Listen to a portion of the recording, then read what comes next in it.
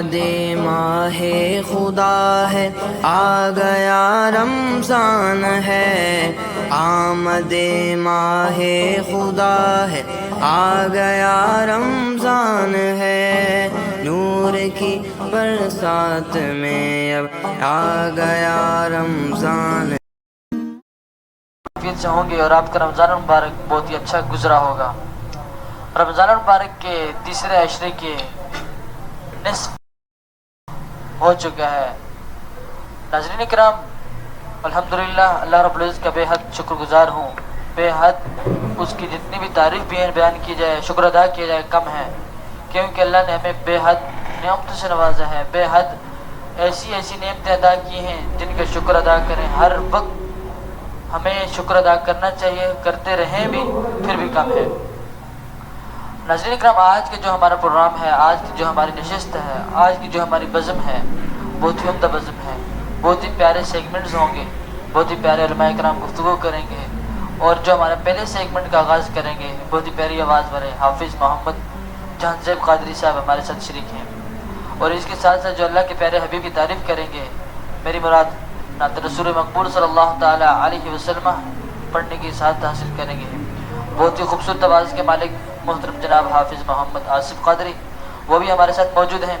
ناظرین اکرام، اپنے پہلے سیگمنٹ کا آغاز اللہ رب العزت کی پیاری کتاب سے کروانا چاہوں گا۔ محترم جناب حافظ محمد جہاں زیب قادری صاحب سے گزارش کروں گا کہ برکات رمضان، برکات رمضان، برکات رمضان، برکات اللہ رب العزت کی پیاری کتاب سے اس پروگرام کا آغاز فرمائیں۔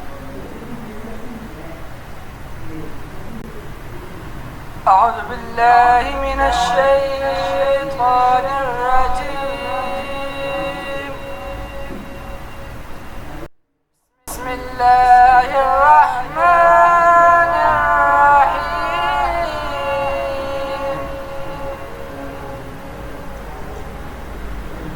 من جاء بالحسنة فله عشر أمثالها، ومن جاء بالسيئة فلا يجزى إلا مثلها وهم لا يظلمون۔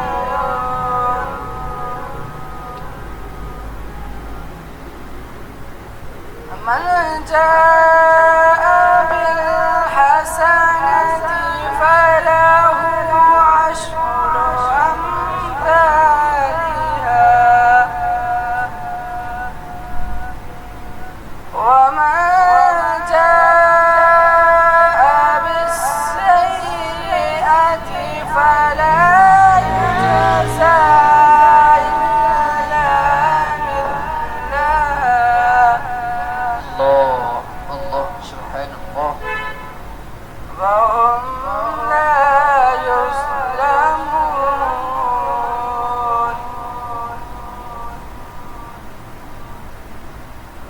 قل إنني هداني ربي إلى صراط مستقيم، اللہ سبحان اللہ۔ دينا قيما ملة إبراهيم حنيفا وما كان من المشركين۔ سبحان اللہ سبحان اللہ۔ قل إنني هداني ربي إلى صراط مستقيم دينا قيما ملة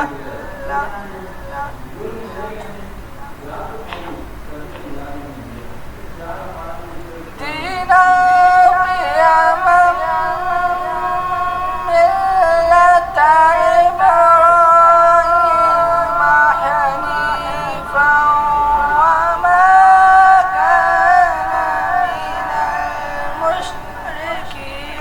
سبحان اللہ سبحان اللہ.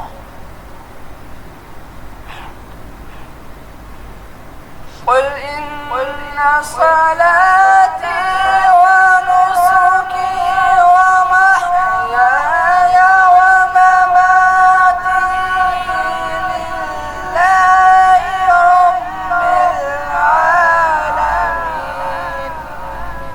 سبحان اللہ.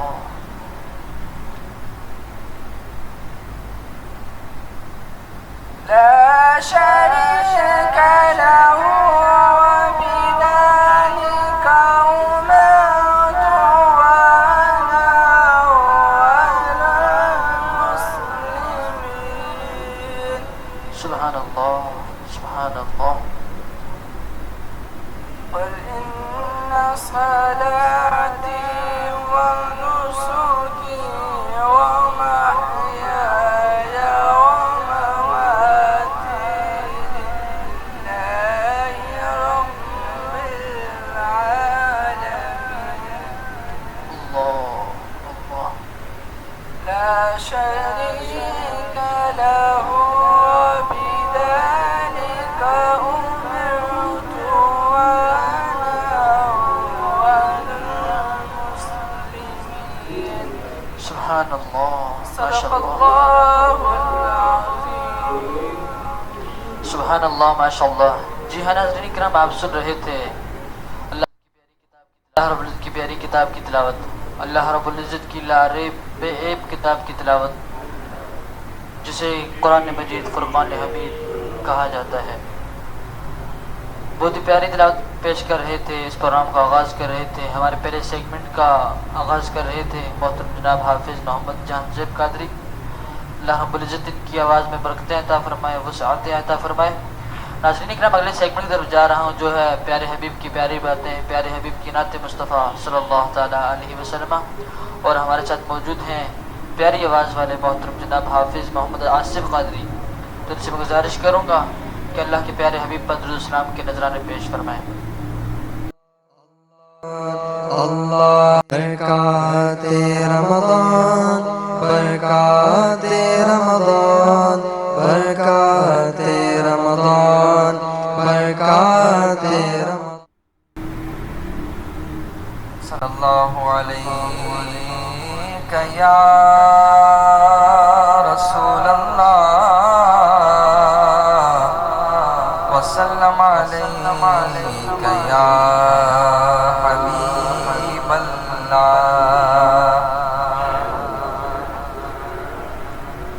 کوئی دنیا عطا میں نہیں، ہم تا تیرا. کوئی دنیا عطا میں نہیں، ہم تا تیرا. جو حاتم کو میسر ہے نظارہ تیرا. کہ اٹھے دیکھ کے بخشش میں یہ رتبہ تیرا.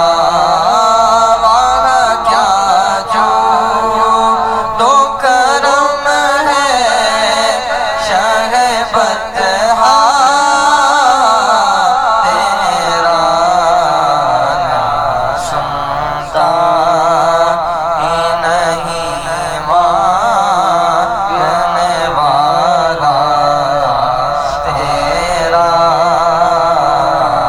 نہیں سنتا ہی نہیں ماننے والا تیرا. سبحان اللہ. کچھ بشر ہوں کے ناتے تجھے خود سا جانے، اور کچھ محض پیامی خدا کا جانے. ان کی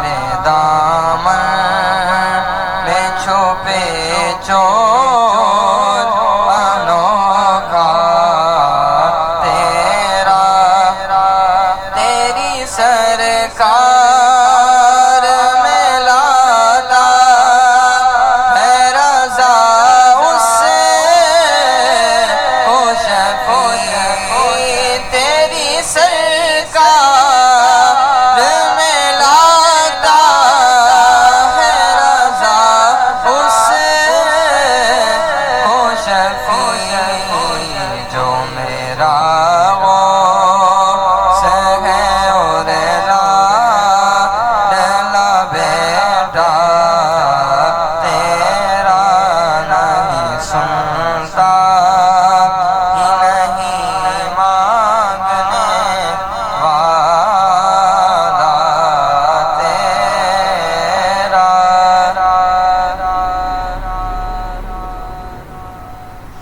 سبحان اللہ، ماشاء اللہ، بہت ہی پیارے انداز میں اللہ رب العزت کے پیارے حبیب کی ثناہانی کر رہے تھے، پیارے حبیب پر درود اسلام کے نذرانے پیش کر رہے تھے محترم جناب حافظ محمد آصف قادری۔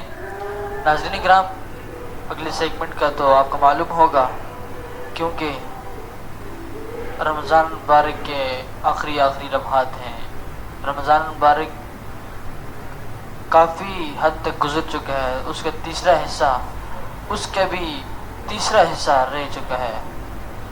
تو ابھی تو آپ کو معلوم ہو گیا ہوگا کہ ہمارا جو تیسرا سیگمنٹ ہے وہ ہے روحانی علاج اور عادت وظائف، اور جو آپ کے لیے روزمرہ اللہ کا فرمان، اللہ کے حبیب کا فرمان کو تلاش کر لاتے ہیں، ان کے بھی تعارف آپ کو معلوم ہوگا محترم جناب کامران قادری صاحب۔ تو ان سے میں گزارش کروں گا کہ آج کا بھی جو ہمارے لیے آپ روحانی علاج فرمان باری تعالیٰ یا فرمان مصطفیٰ لے کر آئے ہیں، تو وہ سنانے کی سعادت حاصل فرمائیں۔ الحمدللہ۔ برکات رمضان، برکات رمضان، برکات رمضان۔ لله رب العالمين والصلاة والسلام على سيد الأنبياء والمرسلين، أما بعد، فأعوذ بالله من الشيطان الرجيم، بسم الله الرحمن الرحيم۔ قال الله تبارك وتعالى في شان حبيبه، إن الله وملائكته يصلون على النبي يا أيها الذين آمنوا صلوا عليه وسلموا تسليما، اللهم صل على سيدنا ومولانا محمد معدن الجود والكرم وآله وبارك وسلم، صلاة وسلاما عليك يا رسول الله وعلى آلك وأصحابك يا خاتم النبيين۔ الحمدللہ، اللہ تبارک و تعالیٰ کا کروڑواں احسان، اللہ تبارک و تعالیٰ کا فضل و کرم کے مالک کائنات نے ہمیں رمضان المبارک کی مبارک ساعتیں عطا فرمائی۔ عاطف بھائی، آج ہم ناظرین کے لیے جو وظیفہ لے کر آئے ہیں بہت ہی پیارا اور عمدہ وظیفہ ہے۔ سبحان اللہ۔ وظیفہ یہ ہے کہ بعد نماز عشاء، یعنی عشاء کی نماز آپ ادا کر لیں آپ نے، پھر اس کے بعد، یا اگر آپ عشاء کی نماز کے بعد بھول گئے یا رہ گیا، یا عشاء کی نماز آپ نے تاخیر سے پڑھی، عشاء کی نماز کے بعد یا سونے سے پہلے یہ وظیفہ آپ نے کرنا ہے۔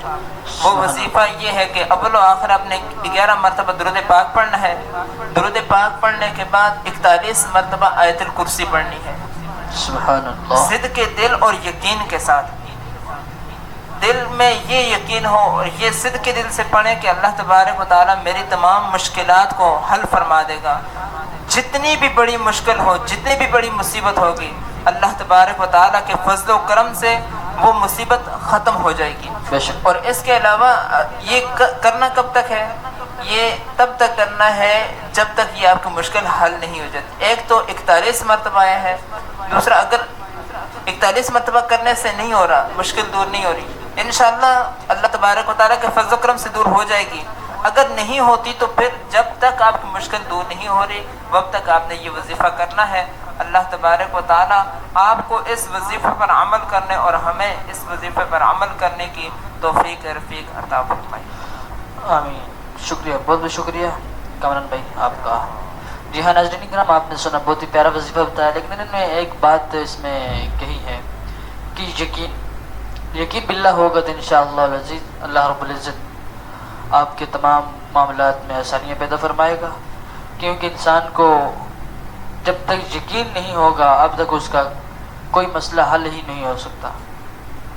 انسان کسی پیر کے پاس جاتا ہے تو اس کو وہ یقین، جب کوئی بھی ہو وہ پیر کیسا ہی کیوں نہ ہو، بعد میں لوگ جہلی کہتے ہیں جو بھی کہیں، لیکن انسان کو جب کسی کے اوپر یقین ہو جاتا ہے تو وہ چاہے وہ صرف درود شریف پڑھے اس میں بھی بہت شفا ہے، کلمہ طیبہ پڑھ کر اس میں دم کرے تو اللہ رب العزت اس میں ان کی مشکلات کو دوری فرمائے گا۔ ناظرین اکرام، ایک اور کلام اس پروگرام میں ہمارے اس جو اسی سیگمنٹ میں شامل کروانا چاہوں گا، حافظ آصف قادری صاحب سے گزارش کروں گا کہ ایک اور پیارا سا کلام پڑھنے کے ساتھ اثر فرمائیں۔ صلی اللہ علیہ یا رسول اللہ وسلم علیہ یا حبیب اللہ صلی اللہ علیہ یا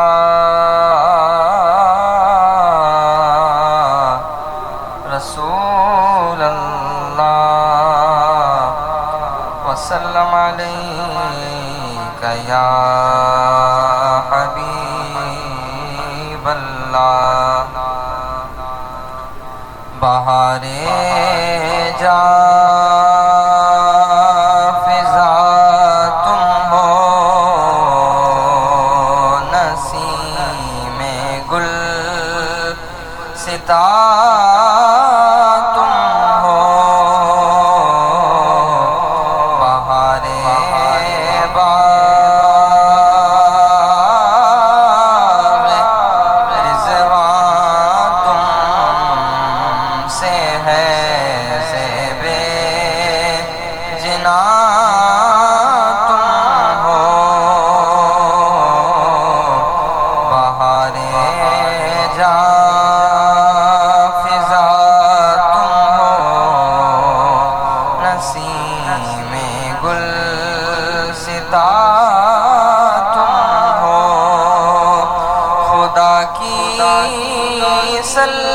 سلطنت کا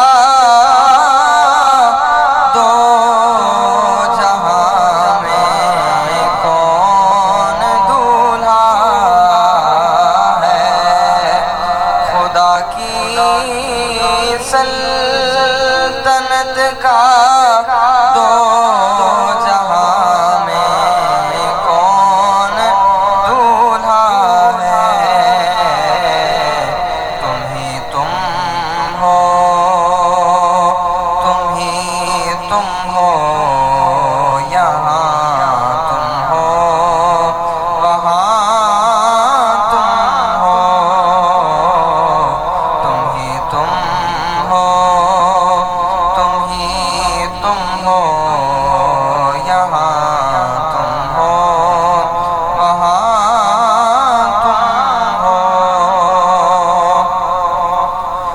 ریاضت کے یہی دن ہیں، بڑھاپے میں کہاں ہمت، ریاضت کے یہی دن ہیں، بڑھاپے میں کہاں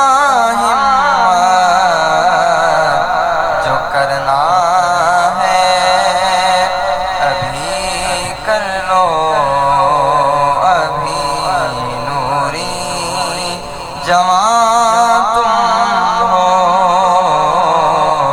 جو کرنا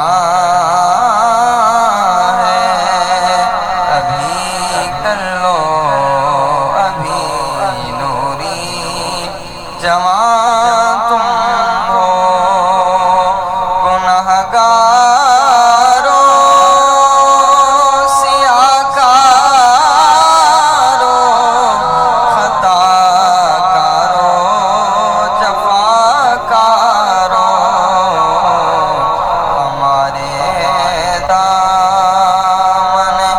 رحمت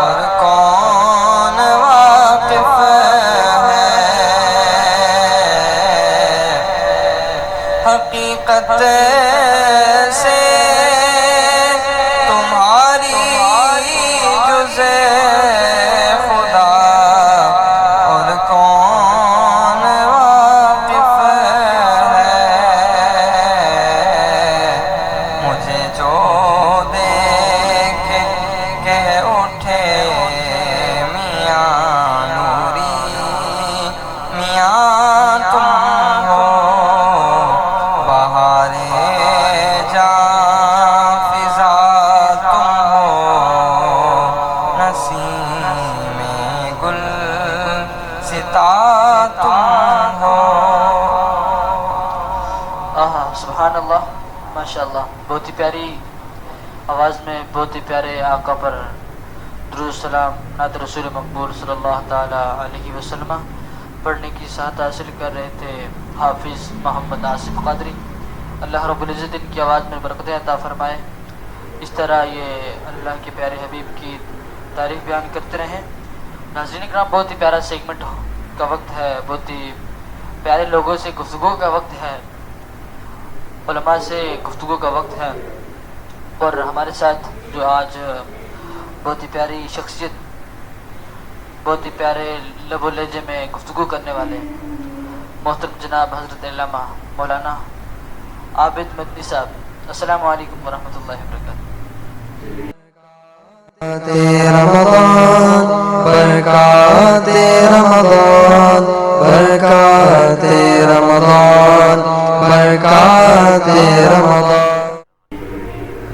کیولا کیسے ہیں آپ؟ ٹھیک سے ہیں؟ اللہ کا کرم دعائیں آپ کی، آپ خیریت سے؟ الحمدللہ الحمدللہ. ناظرین کرام، مجھے لگتا ایسے بات میری ہوئی تھی تھوڑی دیر پہلے، تو علامہ صاحب کی طبیعت ٹھیک نہیں تھی، لیکن کچھ باتیں اس طرح سے کی تھی کہ ہم نے جو پیغامات رکھے تھے آپ تک پہنچانے کے لیے، تو وہ ہم نے ضروری سمجھا کہ آج ہی آپ تک پہنچائیں.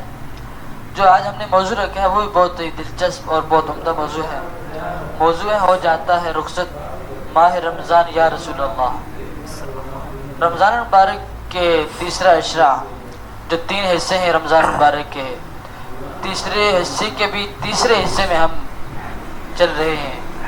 اور آیا کہ ہم نے کتنی رحمتیں حاصل کی، کتنی مغفرت حاصل کی. پھر آگے مغفرت کے بعد جو جہنم سے آزادی کا ہے، اس میں ہم نے کیا کیا، عشرے میں کیا کیا نہیں کیا.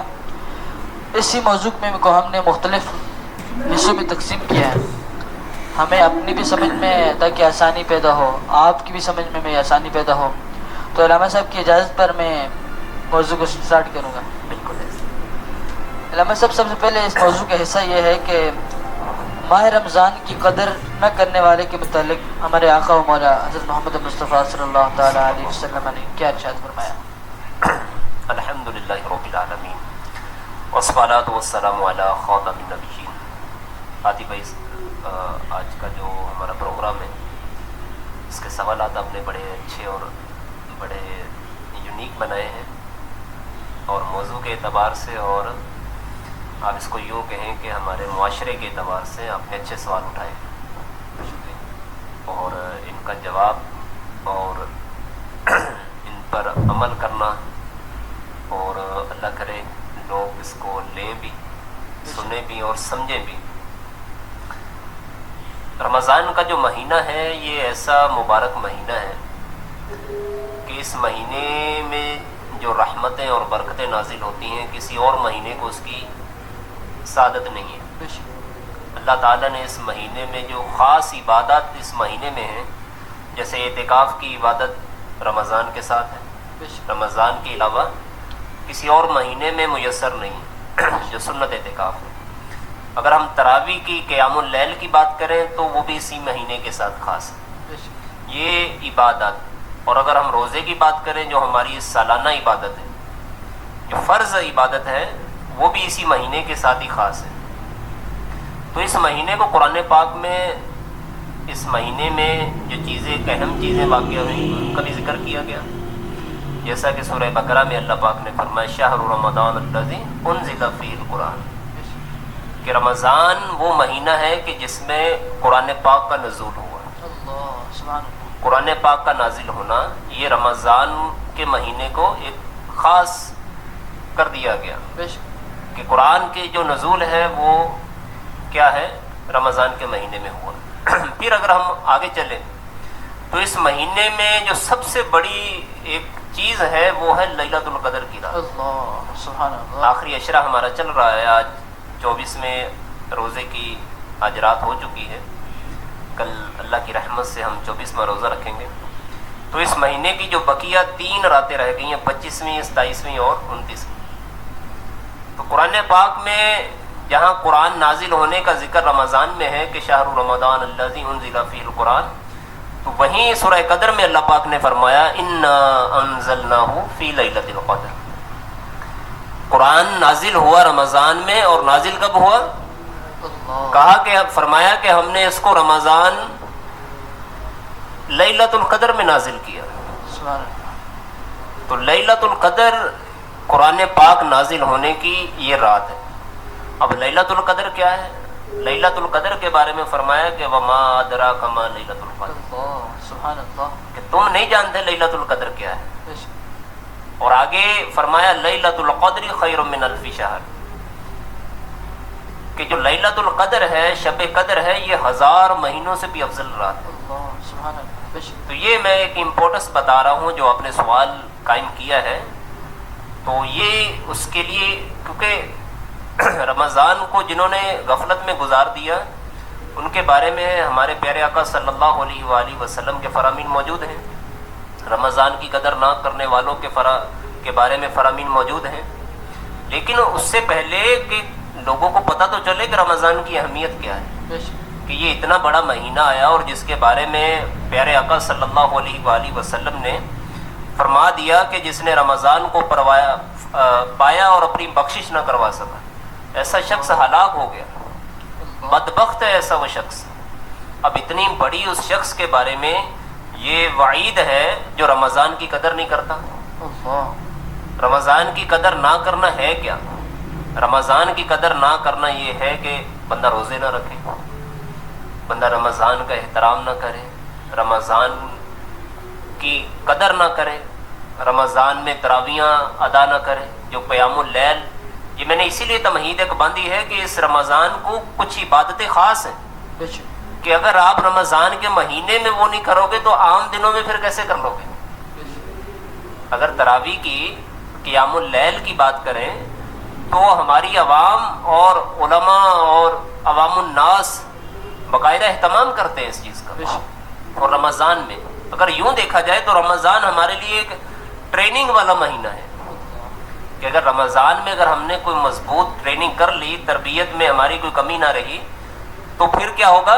ہمارے اگلے 11 مہینے بھی بڑے اچھے گزریں گے. بے شک. بہت اچھی بات ہے. ہم عبادت سے منہ نہیں پھیریں گے.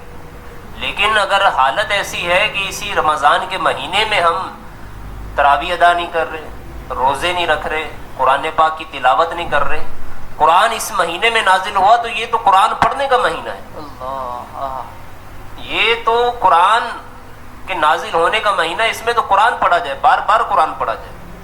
ہم جن کے مقلد ہیں حضرت امام اعظم ابو حنیفہ رحمۃ اللہ تعالی علیہ، بے شک. ان کے بارے میں کہ وہ رمضان کے مہینے میں 61 قرآن پاک ختم کیا کرتے ہیں. اللہ سبحان اللہ. آپ اندازہ لگائیں کہ 61 قرآن پاک، یوں ایک قرآن رات میں اور ایک قرآن دن میں، تو 30 دن 60، اور پھر عید کی رات بھی آپ قرآن پاک مکمل کر دیں. اللہ سبحان اللہ. ہمارے ہاں لوگ جو عید کی رات آتی ہے یہ سب سے بڑی اہم رات ہوتی ہے، بے شک. اس کے بارے میں روایتیں موجود ہیں، اور یہ عبادت کی رات ہے. 5 راتیں فرمایا کہ سال میں ایسی ہوتی ہیں کہ جس میں دعا قبول ہی قبول ہوتی ہے، رد نہیں ہوتی. ان میں سے ایک رات یہ عید الفطر کی رات ہے. سبحان اللہ. لیکن ہمارے ہاں چاہے وہ اعتکاف بیٹھنے والے ہوں، چاہے وہ روزہ دار ہوں، وہ اس رات میں تو شیطان کے آزاد ہوتا ہے کہ وہ لوگ خوش ہو رہے ہوتے ہیں. بے شک. لیکن جو آج ہمارا ٹاپک ہے کہ رخصت ہوا جاتا ہے ماہ رمضان یا رسول اللہ، تو یہ رمضان کے رخصت ہونے پر ہمیں خوشی نہیں ہونی چاہیے، بے شک. بلکہ ہمارا دل غمزدہ ہونا چاہیے، جیسا کہ ہمارے سلف و صالحین کا طریقہ تھا. بے شک. تو یہ رمضان کی جو امپورٹنس ہے، جو میں نے تھوڑی سی آپ کے سامنے بیان کی، اور بھی بڑی روایتیں بڑی ہیں. تو یہ جس نے رمضان کو پایا، ایک بنیادی حدیث میں دوبارہ اس کو رپیٹ کرتا ہوں. رسول اللہ صلی اللہ علیہ وآلہ وسلم نے 3 لوگوں کے بارے میں فرمایا کہ جس نے رمضان کو پایا، اپنی بخشش نہ کروا سکا، ایسا شخص بدبخت ہوا. پھر والدین کے بارے میں کہ جس نے اپنے والدین کو یا ان میں سے کسی ایک کو پایا اور اپنی بخشش نہ کروا سکا، تو وہ ایسا شخص بھی بدبخت ہے. بدبخت یہ چھوٹا جملہ نہیں ہے. بدبخت کے بندہ اللہ کی رحمت سے دور ہو جاتا ہے. بد نصیب ہے. لوگ نصیب کے لیے دعائیں مانگتے ہیں, کیا کیا نہیں کرتے. تو یہ بھی رمضان آیا ہے نا, تو اس کو اپنا نصیب چمکاؤ. بے شک. جب ہم رمضان میں اپنا نصیب نہیں چمکائیں گے تو دعائیں کیسے ہماری قبول ہو جائیں گی. بلکہ رمضان کا مہینہ آتی بھائی, ایک تو اس مہینے کی جو سب سے اہم بات ہے کہ اس میں دعائیں قبول ہوتی ہیں. بے شک. فرشتے بندے کے لیے دعائیں کرتے ہیں. روزہ دار کے بارے میں فرمایا کہ مچھلیاں روزہ دار کے لیے دعائیں مغفرت کرتی رہتی ہیں. اللہ سبحان اللہ. اب یہ اس سے بڑھ کر اور مہینہ, یعنی ایسا گولڈن چانس ہمیں کیسے ملے گا. پھر اب یہ مہینہ الوداع کی طرف ہے, تو امیر اہل سنت نے اس پر بڑا پیارا کلام لکھا ہے, الوداع الوداع ماہ رمضان. بے شک. نیکیاں ہم کچھ نہ کر سکے ہیں, آہ اس یاہی میں دن کٹے ہیں.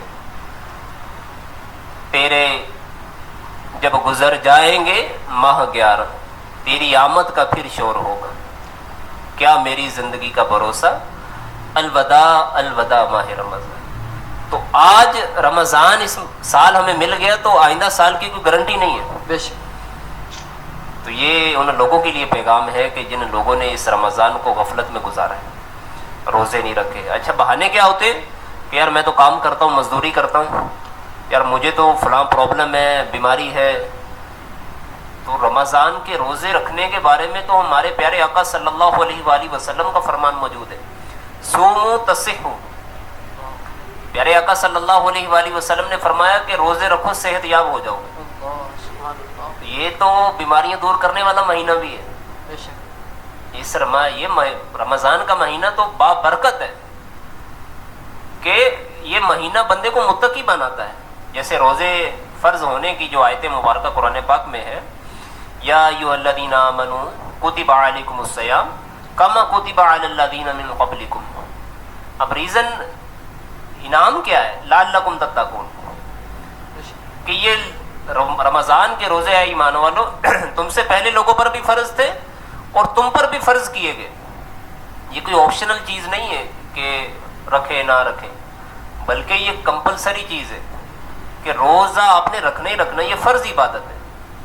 اگر آپ روزہ نہیں رکھتے, اللہ اس کے بارے میں پیارے آقا صلی اللہ علیہ وآلہ وسلم کا فرمان کہ فرمایا کہ پھر رمضان کے بعد بندہ ساری زندگی بھی روزے رکھتا رہے, وہ اس روزے کے برابر نہیں ہو سکتا جو اس نے رمضان کا روزہ چھوڑ دیا. اب آپ اس حدیث پاک سے اندازہ لگائیں کہ بندہ ساری زندگی بھی اگر کوئی روزے رکھتا رہے اور رمضان کا ایک روزہ چھوڑ دے, اس کے برابر نہیں ہے, تو اس روزے کا اجر کتنا ہے, اس کی اہمیت کتنی ہے. تو اب یہ ان لوگوں کے لیے لمحہ فکریہ ہے کہ جو رمضان کی قدر نہیں کرتے. اب رمضان میں پھر گناہ کرنے کا کتنا بڑا وبال ہے کہ اللہ پاک جو رمضان میں ایک گناہ کرتا ہے, اللہ پاک اس کے 1 سال کے مقبول عمل اس کے برباد ہو جاتے ہیں. اب یہ تو جج کرنے والا مہینہ ہے کہ ہم متقی بن رہے ہیں کہ نہیں بن رہے. تو یہ ہم نے عید کی رات اپنے آپ کو جج کرنا ہے کہ میں جو تقویٰ قرآن پاک کا تو ایک ایک حرف 112% وہ ہمارے لیے راہ نجات ہے. لعلکم تتقون, کیا ہم متقی بنے. میں نے روزے بھی رکھے, تراویحیں بھی پڑھی, سب کیا, کیا میرے اندر کی وہ جو ایک ہے وہ دور ہو گئی کہ دل میں کسی کا بغض و کینہ, کسی سے لڑائی اور بہت سارے گناہ والے کام ہیں کہ جو میں کرتا ہوں, فلمیں دیکھنا, ڈرامے دیکھنا, بے حیائی اور دیگر طرح کے جتنے بھی گناہ ہیں, کیا میرے اندر سے وہ ساری چیزیں دور ہو گئیں. تو رمضان کا یہ خاص پیغام ہمارے لیے یہی ہے, لعلکم تتقون.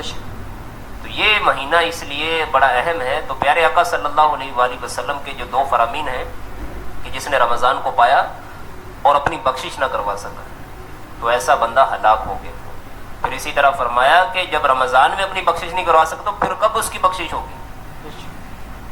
تو ہمیں اس چیز پر غور کرنا چاہیے کہ ہم رمضان میں ہماری کوئی بھی عبادت نہ چھوٹے. جتنی ٹریننگ مضبوط ہوتی ہے اتنی ہی پھل اچھا ملتا ہے, اتنی ہی کارکردگی اور پرفارمنس اور بندہ اپنے آپ کو سٹیبل زیادہ کرتا ہے. تو اگر آپ نے ٹریننگ والے مہینے ہی ایسے گزار دیا تو پھر آگے تو شیطان آزاد ہو جائے گا. ابھی تو شیطان بھی قید ہے, جب شیطان کھلا ہو جائے گا تو پھر آپ کا کیا, آپ دیکھیں نا اس چیز کو. تو اس میں سب سے بڑی جو آپ سمجھ لیں فالٹ ہوتا ہے وہ ہمارے نفس کا ہوتا ہے. شیطان اور نفس یہ دو الگ الگ چیزیں ہیں.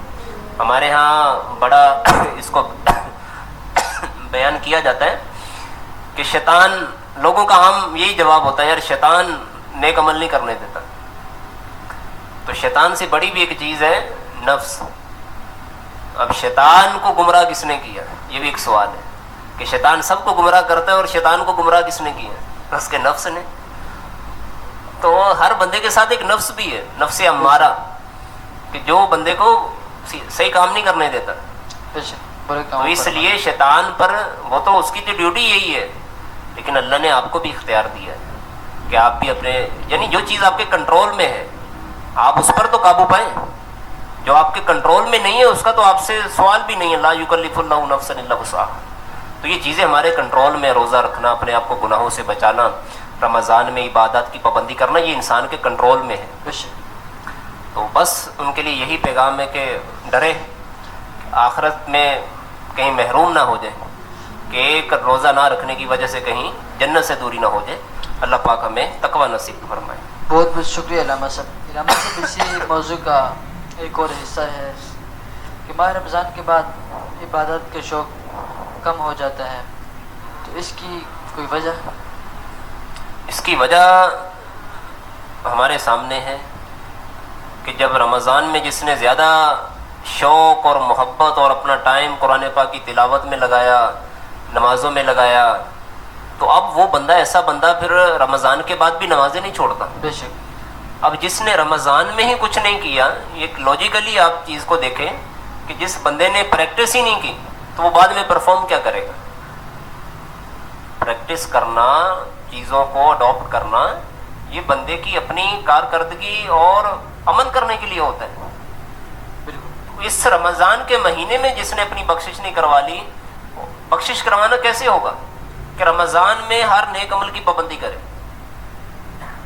نمازیں ہیں ساری کی ساری پہلی صف میں ادا کریں، تلاوت قرآن ایک اس مہینے میں 2 یا 3 قرآن پاک ختم کریں، کم از کم بات کر رہا ہوں، نہیں تو کم از کم ایک تو کرے، کم از کم ڈیلی کا 1 پارہ ہی پڑھ لے.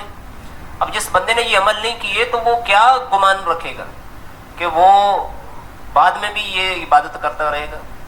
جس نے رمضان کے مہینے میں جب سارے لوگ اس کام میں ملوث ہوتے ہیں، بلکہ اس کام کی طرف سب کا ذہن ہوتا ہے اور شوق ہوتا ہے، جب اس مہینے میں اس نے اپنے آپ کو محروم کر لیا، تو اس کی بڑی ریزن یہی ہے کہ لوگوں کو، اور بھی بہت ساری ریزن ہے اس کی، میں نے ایک رمضان کے تعلق سے آپ کے سامنے ایک وجہ رکھی ہے کہ جب رمضان میں نہیں کیا تو رمضان کے بعد کیسے کر لے گا؟ ہاں اللہ جس کو توفیق دے دے، لیکن اس کی دوسری بڑی مین وجہ ہے کہ خوف خدا، کہ انسان میں اگر اللہ کا خوف ہوگا، اپنے رب کا وہ اس گمان رکھے گا کہ میرا رب مجھے دیکھ رہا ہے، کہ میں غافل ہو جاتا ہوں لیکن میرا رب ہر لمحہ مجھ سے باخبر ہے. تو جب اس چیز کا یقین دل میں بیٹھ جاتا ہے تو پھر بندہ اللہ کی نافرمانی نہیں کرتا. تو اب یہ جو لوگ ہیں کہ جنہوں نے، جو رمضان میں ان کی عادت نہیں بنی، تو پھر رمضان کے بعد بھی ان کی عادت اس وجہ سے نہیں بن پاتی کہ نالج بھی نہیں ہوتا ان کو. اللہ سے ڈرنے کے لیے علم ہونا یہ بڑی بنیادی چیز ہے کہ آپ کو قرآن اور حدیث کا علم ہو. پھر علم ایک نور ہے، اللہ تعالیٰ سینے روشن کر دیتا ہے. تو یہ اللہ تعالیٰ ناپاک اور ایسے سینوں میں اپنا نور داخل نہیں کرتا. تو اس لیے احادیث پڑھیں، آپ عمل نہیں ہو رہا تو اپنے آپ کو جج کریں کہ میں پیوریفائی کیوں نہیں ہو رہا، کہ میرے اندر اخلاص کی کمی تو نہیں ہے، کیا میں دنیا کا مال حاصل کرنے کے لیے تو نہیں یہ نالج پڑھ رہا. بعض لوگ مطالعہ کرتے ہیں لیکن عمل کی طرف نہیں آ پاتے، اس کی وجہ یہ ہوتی ہے کہ اپنا وہ ججمنٹ نہیں کر رہے ہوتے. تو اب آپ علماء جو خاص لوگ ہیں، جب وہ بے عملی کی طرف جائیں گے تو عوام کا حال تو پھر اس سے بھی بدتر ہوگا، کہ عوام تو علماء کے پیچھے چل رہی ہوتی ہے. تو اس لیے اہل علم طبقے کو اس بات پر تقوی، کہ عالم کا نام قرآن پاک میں فرمایا انما یخشی اللہ من عبادہ العلماء، کہ اللہ سے جو ڈرنے والے ہیں، تقوی اختیار کرنے والے ہیں، خشیت الہی اختیار کرنے والے وہ علماء ہی ہیں. تو جس عالم میں یہ چیز نظر نہیں آتی تو قرآن کی روح سے وہ عالم کہلانے کا بھی حق نہیں رکھتا. عالم تو کہلا رہا ہوتا ہے لیکن تقوی. تو اس لیے عوام جو ہے یہ سرکش ہو جاتی ہے. تو اس میں اہل علم طبقے کو بھی اپنی ذمہ داری کا یہ ثبوت دینا چاہیے. بہت بہت شکریہ. علامہ صاحب ایک اور سوال اسی موضوع کے حوالے سے کہ ماہ رمضان کے رخصت ہونے پر اللہ کے پیارے نبی صلی اللہ علیہ وسلم پر کیسی کیفیت طاری ہوتی ہے؟ رسول اللہ صلی اللہ علیہ وآلہ وسلم پر کیفیت کا اگر ہم اعتبار کریں تو ایک روایت ملتی ہے کہ رسول اللہ صلی اللہ علیہ وآلہ وسلم نے فرمایا کہ جو رمضان کے آنے پر خوش ہوا اور رمضان کے جانے پر غمزدہ ہوا اللہ پاک اس کی مغفرت کر دیتا ہے. تو صراحت کے ساتھ تو میں نے کافی اس کو سرچ کیا, مجھے کوئی ایسا حزن کا الفاظ نہیں ملا کہ جس میں رسول اللہ صلی اللہ علیہ وآلہ وسلم کے اس حزن کو, لیکن بہت ساری حدیثیں وہ اشارتاً یہ چیزیں بیان کر رہی ہیں کہ رسول اللہ صلی اللہ علیہ وآلہ وسلم اس رات جب رمضان کی آخری رات ہوتی تو آپ باہر تشریف لے آتے اور دعا کرتے. اور پیارے آقا صلی اللہ علیہ وآلہ وسلم کی اور بھی کئی روایتیں ہیں کہ فرمایا کہ اگر میری امت کو معلوم ہوتا کہ رمضان کیا ہے تو وہ تمنا کرتی کہ کاش سارا سال ہی رمضان ہو. تو اب یہ چیز جو ہے اس مہینے میں ہمارے سلف و صالحین کے بھی اس حوالے سے اقوال ملتے ہیں کہ رمضان کے جانے پر غمگین ہونا. وہ باقاعدہ تعلیم دیتے تھے کہ اس مہینے میں جہاں ایک نفل کا ثواب فرض کے برابر ہو گیا اور فرض کا ثواب 70 گنا, اور جس میں اللہ تعالیٰ جیسے روایتوں میں بیان ہے کہ ایک روایت میں آتا ہے کہ ہر شب افطار کے وقت اللہ پاک 60,000 لوگوں کی بخشش کر رہا ہوتا ہے. ایک روایت میں آتا ہے کہ 10 لاکھ لوگوں کو جہنم سے آزاد کر رہا ہوتا ہے اللہ پاک ہر دن. اور جب جمعہ کا دن آتا ہے تو اللہ پاک ہر لمحے میں 10 لاکھ لوگوں کو جہنم سے آزاد کر رہا ہوتا ہے. رمضان کو یہ خاصیت حاصل ہے. اور پھر جب رمضان کی آخری رات آتی ہے تو جتنے مہینے میں اللہ پاک نے آزاد کی ان سب کے مجموعے کے برابر 29ویں رات کو اللہ پاک آزاد کرتا ہے جہنم سے. پھر عید کے دن بھی اللہ پاک لوگوں کو جہنم سے آزاد کرتا ہے. اس سے بڑی اور کیا آپ سمجھے کہ بندے کے اندر حزن نہیں ہونا چاہیے تو اور کیا ہونا چاہیے. اس کی مفتی احمد یار خان نعیمی رحمۃ اللہ تعالی علیہ نے ایک بڑی پیاری بات کی ہے کہ جب رمضان کے آنے پر خوش ہونا ہے تو جانے پر غمگین بھی ہونا ہے. اس کے بارے میں ہمیں روایت بھی مل گئی. جیسے انہوں نے بڑی پیاری مثال دی کہ جب عورت کا نکاح ہوتا ہے تو بڑی خوش ہوتی ہے, لیکن جب کسی طرح سے ان کا نکاح باقی نہیں رہتا, طلاق کا سلسلہ ہو جاتا ہے, تو اب عورت کو سوگ کرنے کا یعنی غمزدہ ہونے کا ہماری شریعت میں ہے کہ اگر اس کا شوہر کا انتقال ہو جاتا ہے تو پھر وہ 4 ماہ 10 دن سوگ کرتی ہے. پھر اگر طلاق ہو جاتی تو پھر وہ جو ہمارے عدت کے مسائل آتے ہیں وہ ہیں. تو عورت پر بھی یہ غم کی کیفیت طاری ہوتی ہے. تو جب اس مہینے کا, اس ماہ مبارک کے مہینے میں, کہ جب یہ مہینہ تو ہمیں بخشوانے کے لیے آیا تھا. اگر اس مہینے کا ایک اور پوائنٹ بیان کروں کہ اس مہینے میں یہ روایتوں میں یہ ملتا ہے کہ یہ مہینہ آتے ہے بخشوانے کے لیے.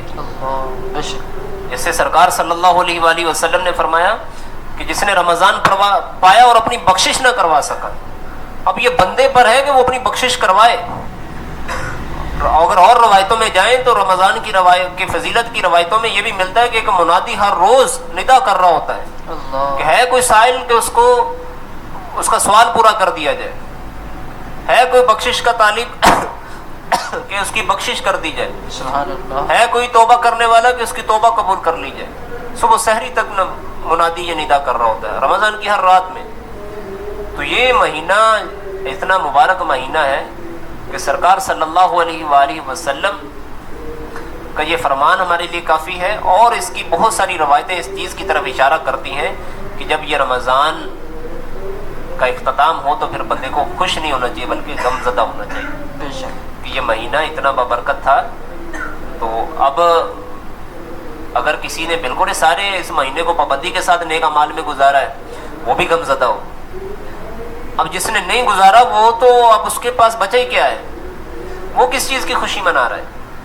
ہمارے ہاں تو لوگ دڑا دڑ وہ خوشیاں, بھئی عید آ گئی ہے چلو یہ کرو وہ کرو, شاپنگ کے لیے نکل جاتے ہیں. تو یہ ان کو سوچنا چاہیے کہ جیسے بڑی پیاری بات ہے کیونکہ یہ رمضان کے فوراً بعد عید آتی ہے. حضور سیدی شیخ عبد القادر جیلانی غوث پاک رحمۃ اللہ تعالی علیہ کا بڑا پیارا فرمان ہے کہ میرے لیے عید کا وہ دن ہوگا کہ جس دن میں مغفرت یافتہ ہو کر جنت میں چلا جاؤں. اللہ سبحان اللہ. بلکہ فرمایا کہ جس دن میں اپنا ایمان سلامت لے کر دنیا سے چلا گیا میرے لیے وہ عید کا دن ہے. کیونکہ عید کا مطلب خوشی کر. یہ ایکچوئل یہ ہے جو میں نے بعد میں عرض کیا کہ فرمایا ان کا فرمان کہ میرے لیے عید کا دن وہ ہے جس دن میں اپنا ایمان سلامت لے کر دنیا سے چلا گیا. اتنی بڑی شخصیت حسنی حسینی بادشاہ وہ یہ ان کا یہ عالم ہے. تو ہم لوگ نہ ہماری تراویحیں پوری نہ ہمارے روزے کیا کیفیت عبادات کی پھر بھی ہم خوشیاں منا رہے ہوتے ہیں. تو یہ بہت ایک ٹاپک ہے. اللہ پاک ہمیں رمضان کی صحیح معنوں میں قدر نصیب کر دے.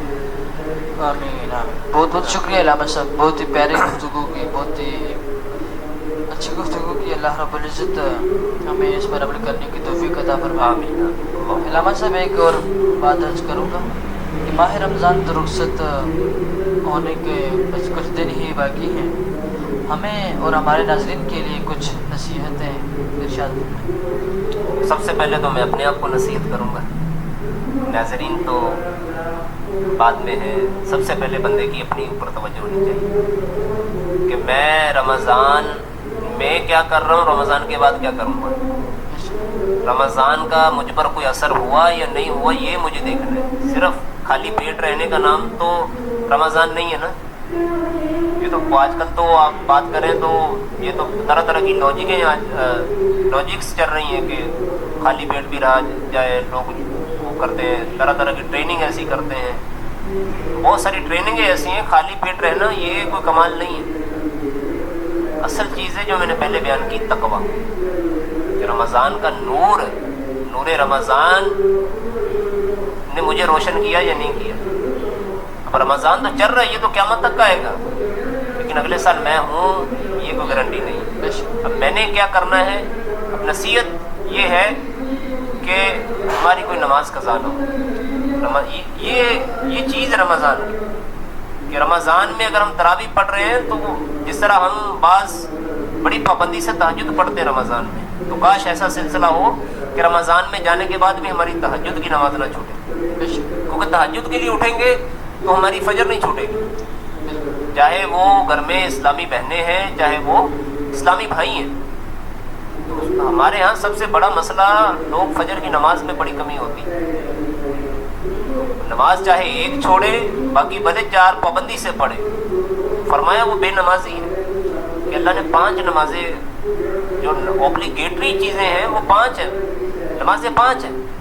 تو اس لیے تمام ناظرین سے اور بالخصوص میں اپنے لیے بات کرتا ہوں, ہم حاضرین کے لیے بھی یہی ہے کہ ہماری نمازوں کی پابندی نہ چھوٹے.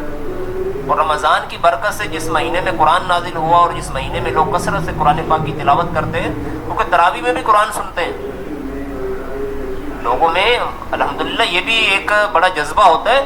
تو رمضان جانے کے بعد بھی ہماری قرآن سے محبت نہ چھوٹے. بے شک ڈیلی میں 1 رکوع 2 رکوع جتنا اللہ مجھے توفیق دے 15 منٹ 20 منٹ اگر ہم ہر نماز کے بعد بھی 10 منٹ قرآن پاک کی تلاوت کریں تو ہمارا ایک پارہ ڈیلی کا مکمل ہو سکتا ہے. بے شک کیونکہ 5 نمازوں کے بعد 10 منٹ بھی لگائیں تو کتنا بنتا ہے, 50 منٹ بن جائے گا. 50 منٹ میں ایزیلی جتنا مرضی سلولی آپ پڑھیں تو کیا ہو جائے گا, آپ کا ایک پارہ مکمل ہو جائے گا اور پورے مہینے میں آپ کا قرآن پاک ختم.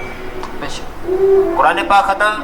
تو آپ اگر آپ 11 مہینوں کی بات کریں رمضان کو نہ بھی ایڈ کریں تو آپ کے 1 سال میں 11 قرآن پاک. ہمارے لوگ میت ہو جائے تو اصالِ ثواب ڈھونڈ رہے ہوتے ہیں کہ یار قرآن دے دو, ختم قرآن دے دو. تو وہی پڑھو نا, خود پڑھو. تو رمضان میں یہ 2 چیزیں جو ہماری عبادت کی پریکٹس ہم نے, یعنی یہ چیز میں اس لیے کہہ رہا ہوں کہ اس میں ہمارے لوگ اور بھی کرتے ہیں. رمضان کی برکتوں میں لوگ اپنا مال بھی خرچ کرتے ہیں.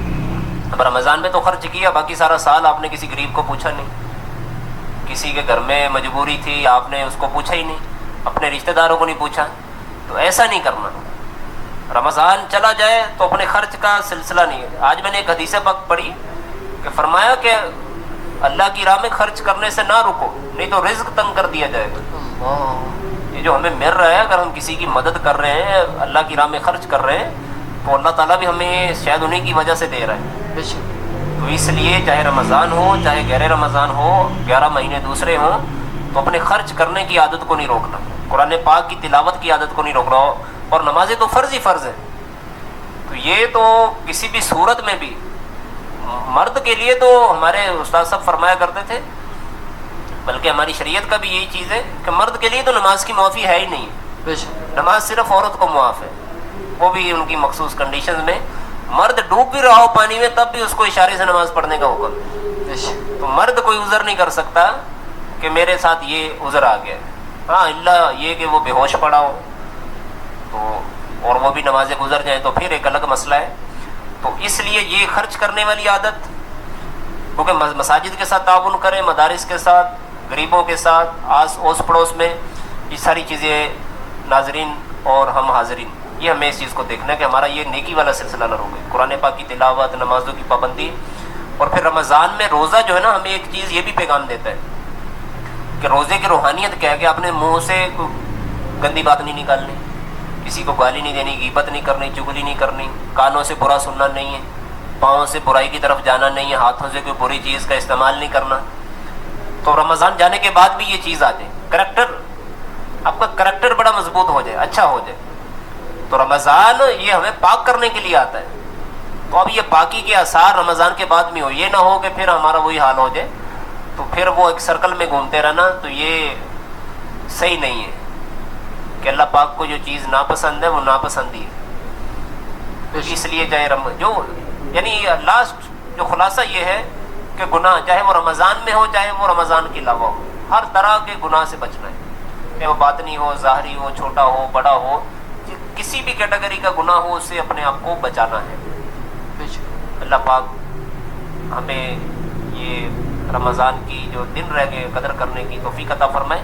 اچھا ایک لاسٹ بات میں کلیئر کروں کہ بعض لوگ الوداعی کلام پڑھا جاتا ہوتا ہے رمضان میں، تو اس کو بعض لوگ بدعت کہہ رہے ہوتے ہیں، تو یہ صحیح نہیں ہے کہ رمضان کے جانے پر الوداعی اشعار کہنے چاہیے. مباح ہے یہ، اگر آپ ثواب کی نیت سے کرتے ہیں تو ثواب بھی پاتے ہیں. قرآن و حدیث میں جس چیز کا حرام ہونے پر نہیں کہا گیا تو اس کو ہم حرام نہیں کر سکتے. ہاں اس کا حکم اور آ جائے گا کہ یہ چیز مباح ہے، کہ آپ اس کو ثواب کی نیت سے پڑھتے ہیں، اچھی اچھی نیتیں کرتے ہیں تو پھر آپ کو ثواب کے بھی مستحق ہوں گے. اور پھر آپ اس میں اللہ کا نام لے رہے ہیں، رسول اللہ کا نام لے رہے ہیں، پھر اللہ کی بارگاہ میں التجا کر رہے ہیں، عاجزی کا اظہار کر رہے ہیں، یہ تو ثواب کو اور چیزیں بڑھا دیں گی. تو اس لیے جو لوگ اس چیز کی کنفیوژن ہے، یہ اصل میں یہ چیزیں جو ہے نا، یہ سوالات ذہنوں میں آتے ہیں، یہ اپنے آپ کو نیکی سے دور کرنے والے ہوتے ہیں. کل قیامت والے دن اللہ کی بارگاہ میں کیا آپ جو لوگ ایسا کرتے ہیں یا لوگوں کو روکتے ہیں اور اپنے ساتھ وہ مفتی بھی لگا رہے ہوتے ہیں، تو اس طرح کی وہ باتیں لوگوں کو دے رہے ہوتے ہیں کہ یہ بدعت ہے، حدیثوں میں نہیں ہے.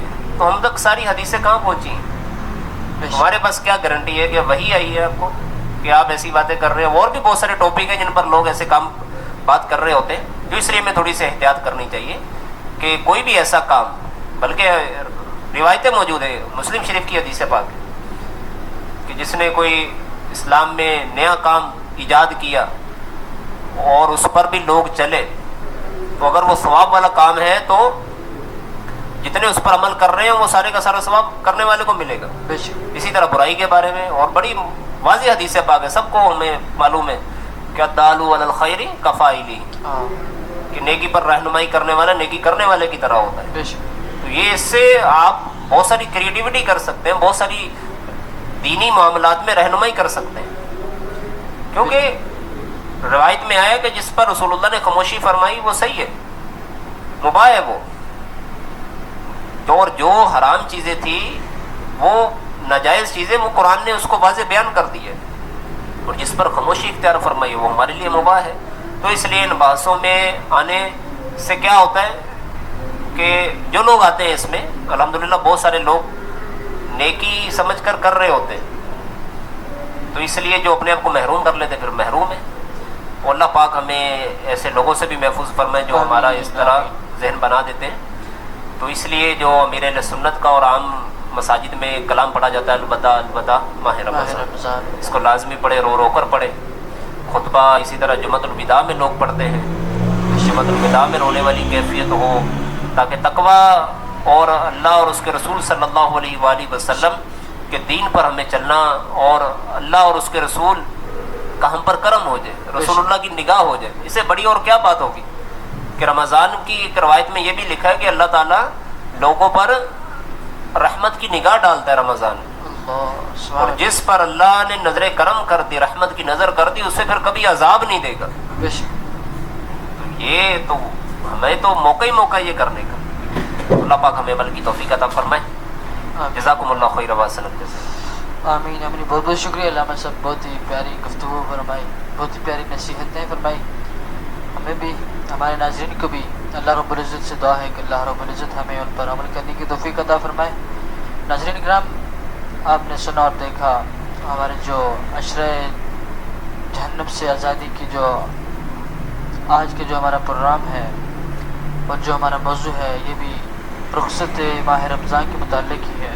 اللہ رب العزت سے دعا ہے کہ اللہ تعالیٰ اس ماہ مبارکہ میں جتنے بھی ہم نے، آپ نے، دیگر مسلمانوں نے عبادات کی، اللہ تعالیٰ ان کو اپنی بارگاہ میں شرفیت قبولیت عطا فرمائے، اور آنے والے رمضان ہمیں نصیب فرمائے، اور اس رمضان میں جس طرح ہم نے ذوق اور شوق کے ساتھ عبادات کی،